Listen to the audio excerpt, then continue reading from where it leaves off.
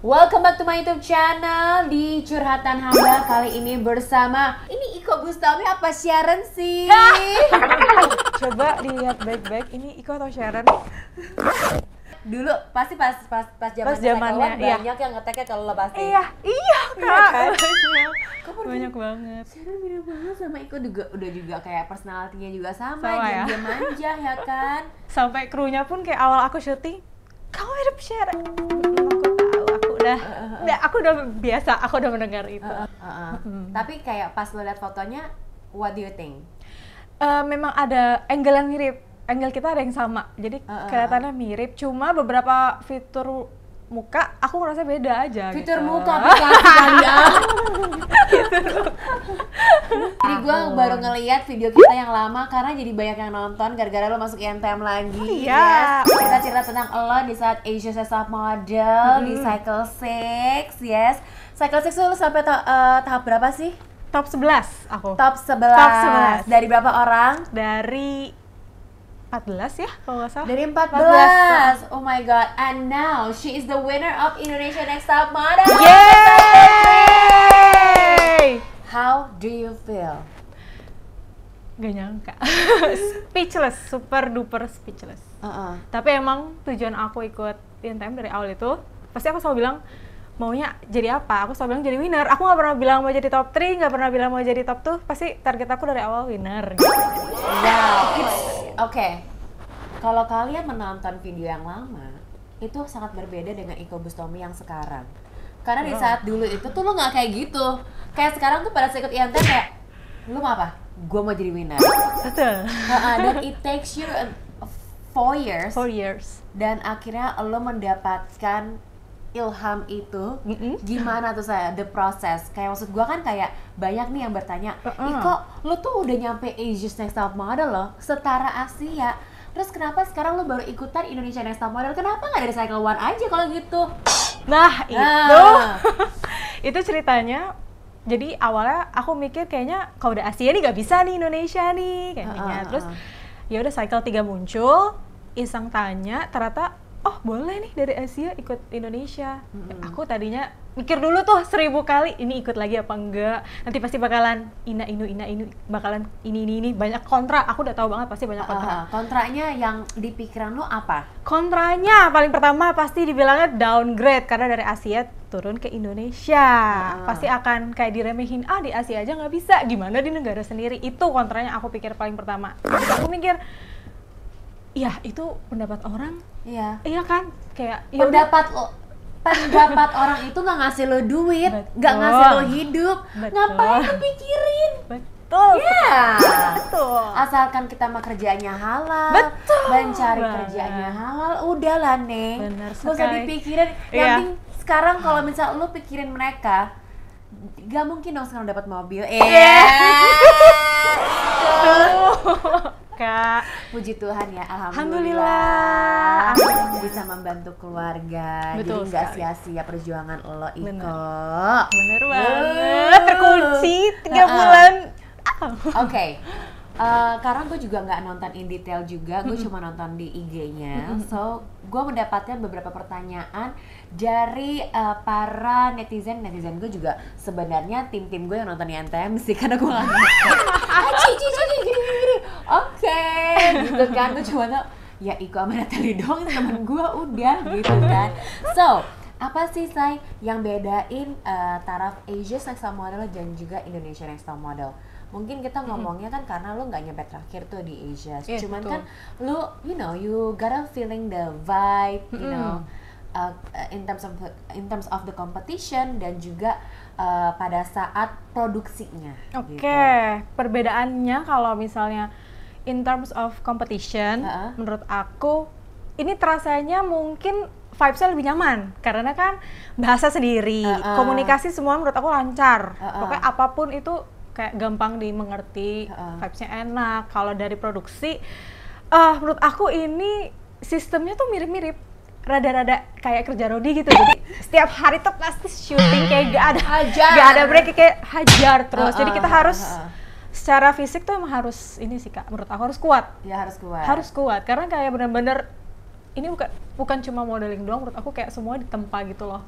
Sampai ke dalam-dalamnya kita Oh, ditempa. mentalnya juga ditempa-tempa ya, Say. Tapi kalau ngomongin soal mental, gilaan di Asia atau di Indonesia, di negara kita sendiri? Kalau aku jujur mungkin karena aku sampai ke titik terakhir gilaan di Indonesia. Gilaan di Indonesia. Karena berapa bulan, Say? 3 bulan setengah. 3 bulan setengah. Yes. Oh my god, gimana rasanya 3 bulan setengah tanpa handphone dan komunikasi dengan keluarga? Sempet kan komunikasi dengan keluarga paling cuma beberapa kali sih. Betul. Dari 3,5 bulan ketemu keluarga sekali. Terus yang telepon-teleponnya Sekali. Terus final ketemu sekali lagi. Tuh gimana tuh, Say? Sepi banget ya hidup tanpa gadget ternyata rasanya. Terus kayak oh my god, ini biasanya kalau kita cuma diem, ini kok aku diem di sana aku cuma gini dong. Aku nggak bisa ngapa-ngapain, Kak. Nggak bisa lu baca buku atau nggak lu nulis diary? Aku nulis baca buku, nulis diary, tapi kayak baca buku, nulis diary, gambar, diem lagi, bengong. Buka kulkas lagi, diem lagi, bengong gitu aja paling. Lu bengong doang sih, kenapa lu nggak bikin drama gitu lo, berantem nggak apa gitu loh? Aduh. Ini orang-orang bertanya-tanya, emang Iko Bustami tuh emang dia begitu ya? Maksudnya diam-diam aja gitu? Emang dia kayak gitu ya, Ci? Dia banyak Banyak yang nanya ya? gue. Iya emang begitu adanya, gimana ya Kopet? Maksudnya aku juga masuk tuh nggak pengen dibuat-buat segala macam, justru pengen nunjukin nih Iko yang diem aja tuh bisa loh, nggak harus yang nggak usah drama, tapi kayak tunjukin aja prestasinya, fokus betul. dengan apa yang harus dilakukan, karena fokus lo ada menjadi seorang winner. Jadi kayak I don't wanna get any drama girls. Betul. Gitu. Wow, tapi lu pernah di Asia as a model dan lu kira-kira sudah tahu bagaimana produksinya kan gitu, dan you know how they doing it. Apa sih yang lo pelajari di Asia yang akhirnya lo membawa itu di kompetisi Indonesia? Yang aku bawa kalau misalnya dari produksi sih, yang aku bilang kan mirip-mirip sama nih. Ada bagian kalau misalnya kita testimoni, nanti penjurian, terus challenge segala macam. Cuma menurut aku di sini Indonesia berat karena di Indonesia tuh ada mini challenge, sementara di Asia tuh nggak ada mini challenge. Ini tuh ada mini challenge dan jadi beratnya pikirannya nambah nih, bukan karena mikirin runway-nya harus bagus, foto harus bagus, tapi setiap challenge itu kita harus oke, gue ready nih. Kalau misalnya mau disuruh ini, suruh itu, suruh presenting, acting, apa segala macam, harus ready. Itu yang berat ya. Vibes-nya sama aja? Syutingnya tuh sama capek. Nggak, maksud gue kan kayak gini loh, di saat lo dulu ikutan Asia as a Model, lo kan kayak kaget kan? Kayak, ternyata begini ya, Say. And you have to do something more to be in the competition, and you aware of that. Mungkin pada saat itu lo nggak aware, karena kita ngobrol, kita jadi aware ya, Say, waktu itu ya. Betul. Dan di akhirnya kayak, mungkin secara mindset lo sudah aware banget kayak oke, dengan gue masuk ke kompetisi ini, gue kalau mau bilang boring, capek, gue nggak bisa ngomong karena this is what I want. Lo sendiri kan tahu ketika lo membawa formulir tersebut atau enggak lo diajakin dan when you say yes, lo tuh tahu dan lo tuh aware bahwa apa nih yang akan gue hadapi, ya kan? Mungkin kan beberapa pastinya teman-teman lo yang masih baru nih, yang ikutan Indonesia Next Top Model Cycle 3, anak-anak baru, anak-anak koci ya, saya di koci ini pasti kayak yang aku sudah tidak tahan, aku ingin keluar, mau pulang gitu kan. Iya, tapi lo sendiri kan kayak udah yang kayak satel aja, kayak emang ya ini yang gue pilih, gue harus jalan. Benar, itu benar pertama Kak, karena menurut aku itu perbedaan banget gak lo ngerasainnya? Wah beda banget. Iya kan? Beda banget, kayak emang aku milih join berarti aku harus ready apapun yang terjadi. Terus aku selalu mikir, aku kalau kelihatan sedih, capek sekalipun aku nggak akan ngomong ke siapa-siapa. Itu salah satu tips aku selama berkompetisi. Aku tuh nggak pernah ngeluh, aku bilang capek, aku bilang pengen pulang segala macam. Sedihnya aku, secapeknya aku pengen pulang, keselnya aku nggak bisa ketemu keluarga, aku selalu keep sendiri aja. Jadi kayak bener-bener udah apapun yang terjadi, aku akan lakukan semuanya sampai garis finish gitu. Wow, pokoknya you always do your best. Benar. Wow, itu yang lo dapetin dari si Asia as a Model, itu yang lo pelajarin gitu, yes. Ini katanya, tanyain dong tanggapannya dibilang fake sama netizen, mungkin karena kelihatannya sok baik terus. Aduh. Iya, tadi tuh yang mau ditanya, kenapa sih Neng? Ditanyain dong gue kayak tau, Ya gue sih taunya dia anaknya begitu ya. Makanya sebenarnya Iko Busomi itu pada dulu nih ya, banyak banget yang mendukung lo menjadi putri Indonesia. Aduh, jelas Gue tuh nyuruh lo putri Indonesia, kenapa lo jadi INTM, Iko? Aduh, gimana? Dan dia duduk aja tuh udah putri banget, kayak diam, tenang, kayak legend ya. Kenapa lo malah masuk INTM lagi gitu, coba? Gimana ya, di hati aku modeling tuh selalu tempat pertama sih Kak. Tempat pertama. Susah untuk di move on. Aduh, nggak bisa aku move on, susah. Aduh, susah ya. Apakah mungkin seorang Iko Busomi abis menang juara 1 INTM akan join Putri Indonesia? Apakah? Kayaknya. Sekarang juga Putri Indonesia udah dinaikin ya umurnya ya. Sampai 30 loh saya. Oh iya, aku iya, lo kan sekarang ikutan INTM itu adalah garis usia terakhir 27 tahun. Iya, betul. Lo kayak either now or never. Iya betul, itu benar Iya kan? kayak gitu. I do it, whatever it is, terserah orang mau ngomong apa. Yang penting no regrets in my life. Iya, betul. Nah, sekarang kan Putri udah naikin nih 30. Bahkan kayak kalau nggak salah yang Miss Universe itu sekarang boleh loh, even lo udah nikah pun lo boleh join. Apakah Anda berpikiran seperti itu? Gimana? Manajer sudah melihat saya? Apa sih, gak apa-apa ya, saya pencuan ya, say. Manajer lu mah udah tuh, Cina emang dia tuh, say. James Hartono dia itu, say. Aku menunggu tanggapan netizen aja deh, komen aja aku ikut apa enggak gitu. Tuh, komen guys. Jadi karena komen kalian itu sangat berarti untuk Iko ya. Apakah dia harus join Putri atau tidak, dan apa yang harus dia improve untuk ikutan Putri. Mantap jiwa, yes. Di Model House, paling deket tuh sama siapa sih sebenarnya? Paling deket, Atau ada nggak yang paling deket? kalau paling deket kan pasti yang satu agensi nih sama aku. Kan siapa aja? ada Kak Trixie sama Faye. Oh. Kalau di luar agensi, sebenarnya aku tuh paling sering ngobrol bareng Marella.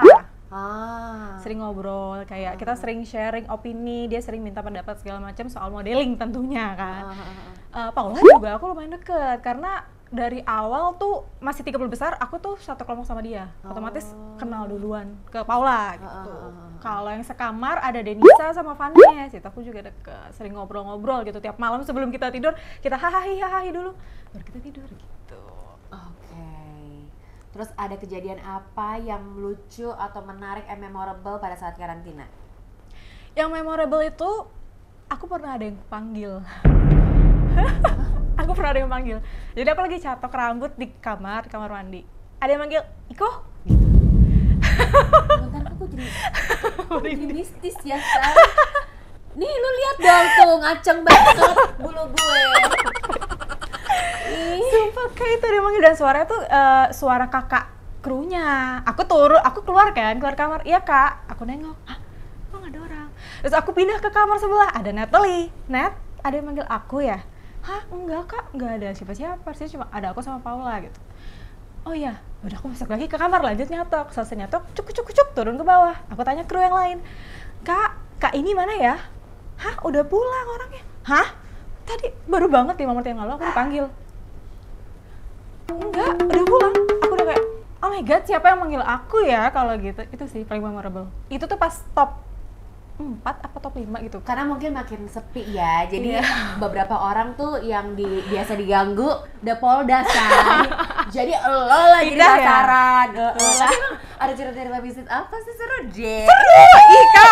Apalagi sih, Beb? Jadi kita tuh di ruang makan, di meja makan, ada kayak tanaman kecil, kita tuh manggilnya bonsai. Si bonsai ini loncat, literally potnya diem, tapi tanaman atasnya loncat. Pling gitu. Itu bener-bener aku tuh lagi ngobrol sama yang lain di ruang tamu kayak, hah? Ini siapa yang nyentuh? Kayak kita tuh jauh kak, ini kayak di sini, terus dia loncat. Itu horor sih. Kayak logikanya kalau itu kesenggol angin tuh jatuhnya cuma pluk. Ini bener-bener yang twing, jauh. Ada nggak sih biasa tuh dari 18 perempuan itu ya pasti ada tuh yang ada bisa six senses, bisa ngerasain gitu. Siapa tuh yang paling dukun di situ? Apa yang dukun? Wah, ya say. Bisa ngerasain gitu ya say. Penasaran deh.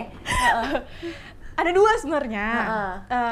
Ada Michelle sama Vanessa, tapi karena yang agak lama sama aku tuh Vanessa, jadi sering-sering kayak ngobrol-ngobrol. Terus aku juga kan orangnya kepo ya, suka yang horor-horor, jadi aku nanya, ini gimana nih Nes? Gitu. ini gimana nih gitu. Aku suka gitu, suka nanya-nanya ternyata gitu. Iko itu tuh excitednya lu harus kasih horor.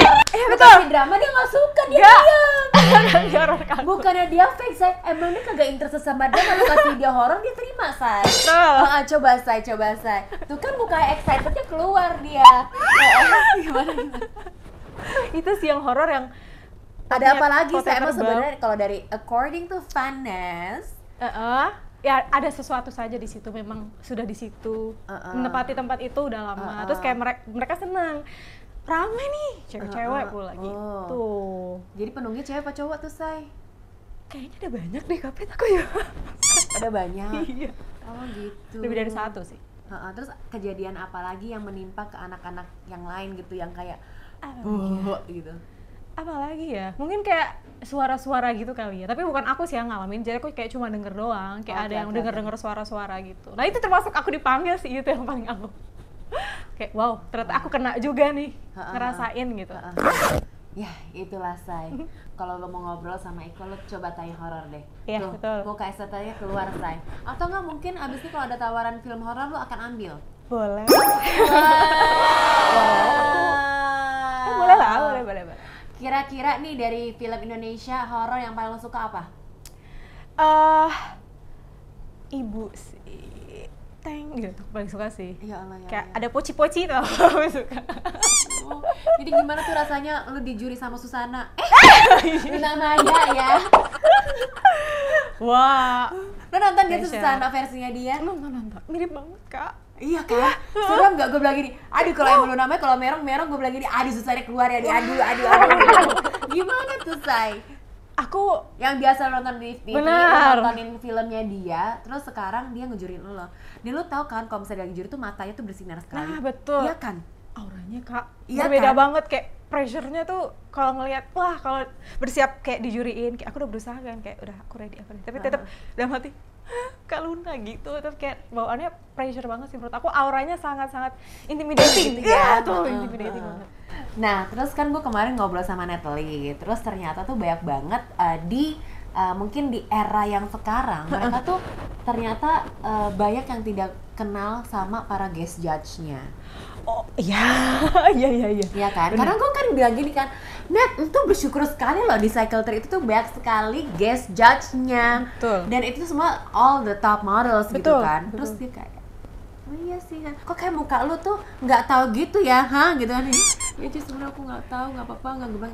Ya elah nggak apa-apa kali, santuy gak sih gitu loh. So anyway, beneran tuh semua anak-anak banyak yang nggak tahu. Banyak. Guest judge mini challenge. Terus kalau misalnya lagi buat penjurian, ternyata banyak yang nggak tahu, terus kayak karena harus kan nanya, kak siapa gitu, biasanya gitu kak, aku kayak lihat dulu, ini sih ini deh kayaknya sih ini gitu. Dari 18 orang, kira-kira ada berapa orang yang nggak kenal guest judge-nya? Yang paling sering itu Marella, si bocil kecil itu kayak ini siapa ya kak? Gitu, ya, tipenya kan gitu. dia juga kagak di Indonesia iya, ya ceritanya bisa dimaklumin, gitu kan. Bisa dimaklumin gitu. Soalnya kata Natalie Inggris banget gitu kan. Anak Jaksel gitu kan. Jadi lo lah yang selalu menjadi Wikipedianya anak-anak itu. Iya sih, seringan gitu sih, apalagi kalau hubungan sama modeling ya aku berusaha menjadi Wikipedia, kasih tahu ke mereka gitu. Kalau Iko sendiri, dari semuanya challenge dan juga photoshoot, judge mana atau enggak guest star mana yang lo sebenarnya nggak kenal? Yang nggak kenal ya? Lo harusnya kenal banyak dong, ya kan? Sekarang jadi gue nanya yang ada berapa yang lo nggak kenal? Ini nggak kenalnya tuh kenal tahu atau kenal? Nggak kenal dan nggak kenal tahu. Jadi dulunya. Itu kayaknya Kak Jordan waktu kasih public speaking. Aku tuh kayak aku familiar mukanya tapi ini siapa gitu kak. Oh gitu. Kalau selebihnya kayak Kak Kimi, terus Kak Asmara Abigail, terus Kak Paula Verhoeven, yang lain-lain tuh aku tahu. Iya, Kak Kelly, Uni Wulan, aku tahu. Tahu dong. Mas Toton itu aku juga tahu pasti. Di antara itu semuanya yang lu kenal ya, yang mana lu paling excited to work with? Kayak maksudnya, oh my god, she's here gitu, or like he is. Challenge yang paling memorable, paling suka atau enggak yang paling lo nggak suka? Wah, Kak, aku berusaha di depan mereka nahan, pas sebelum make up udah nangis bercucuran terus ditenangin.